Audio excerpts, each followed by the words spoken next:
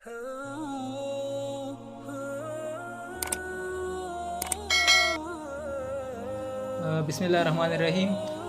ګران دوستان ویلې ده چې روغ جوړ به اوسېږئ. نننۍ ویډیو مو درته د یو اپلیکیشن په اړه برابر کړی چې څنګه کولی شو چې خپل تصویر په یو نوي ډیزاین کې جوړ کړو. یعنې دغه ډیزاین تر ټولو یو بهترین او ښایسته ډیزاین دی. نو زه به تاسو ته تصویرونه وښیم چې دغه ډیزاین تاسو وینئ دغه تصویرونه چې دغه نوي ډیزاینونه دي بیخي په زړه پورې عکسونه پکې ښکاري. تاسو وینئ څومره ښکلا یې تصویر ته ورکړې ده. نو که غواړئ چې همدغه ډول خپل انځورونه یا تصویرونه جوړ کړئ نو راځو دغه لومړی راځو پلی سټور ته. په پلی سټور کې د اپلیکیشن نوم ورکوئ. د اپلیکیشن نوم چې دی فوټو لیب په نامه دی. د پلی سټور کې سرچ بار کې دا نوم لیکم، زه بیا سرچ کوم. کله مې چې سرچ کو دلته به تاسو ته ډېر د فوټو لیب په نامه اپلیکیشن درکړي، خو له ټولو بهترین چې په لومړي سر کې دا ما تیار ځان سره ډاونلوډ کړی دی، دا تاسو ته ښکاري په تصویر کې، همدی تر ټولو بهترینه دی. همدا به کلیک کړئ. نو ما سره ډاونلوډ دی، زه نه غواړم چې ډاونلوډ شي، تاسو یې ډاونلوډ کړئ بیا ځان ته له همدغه ځایه. نو راځم زه د فوټو لیب اپلیکیشن اوپن کوم. لږ انتظار ورته وکړئ چې دا اپلیکیشن اوپن شي.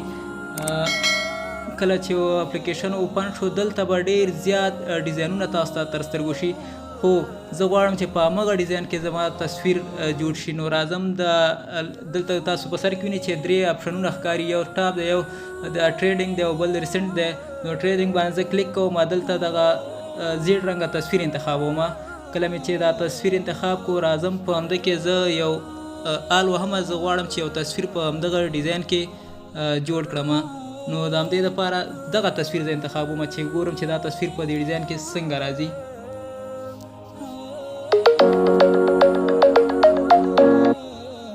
دا اعلانات پرې راځي، اعلانات به لرې کړئ بک بټن باندې. لږ انتظار وکړئ. پروسیسینګ زموږ روان دی له 1 نه تر 3 پورې. هغه دی 2 شو. کله چې 3 شي بیا به دغه پروسه تکمیل شي او زموږ تصویر به جوړ شي. آلموست ډن شو، هغه د پروسه تکمیل شوه.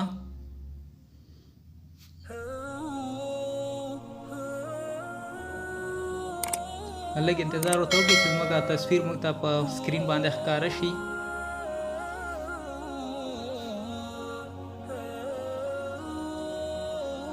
دا چې هر څومره هغه انټرنیټ قوي وي نو په همغه اندازه به زر ستاسو تصویر درته جوړوي. نو تاسو وګورئ ملګرو هغه تصویر څومره یو ښایسته ښکلا یې ورکړه. تصویر زموږ جوړ شو.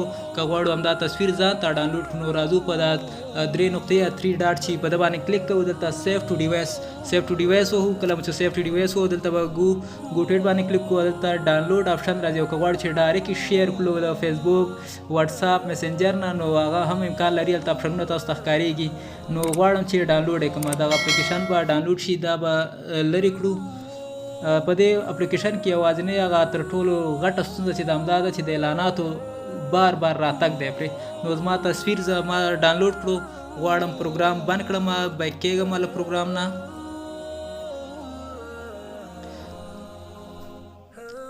نو پروګرام نه بند کړو ملګرو. ګورو دلته راځم ګیلري ته چې زما هغه تصویر ما سره په ګیلري کې سیف دی که نه. وګورئ ملګرو دا همغه تصویر دی چې ما ځان سره سیف کړی او دا مې وړاندې جوړ کړي دي. څومره ښایسته تصویر ډیزاین شو. دلته تاسو وګورئ ملګرو ښه اپلیکیشن دی. نو هیله ده که دغه ویډیو مو خوښه شوي نو زه لایک یې کړئ او زموږ چینل در سره سبسکرایب کړئ تر څو زموږ هره نوې ویډیو تر تاسو در ورسیږي.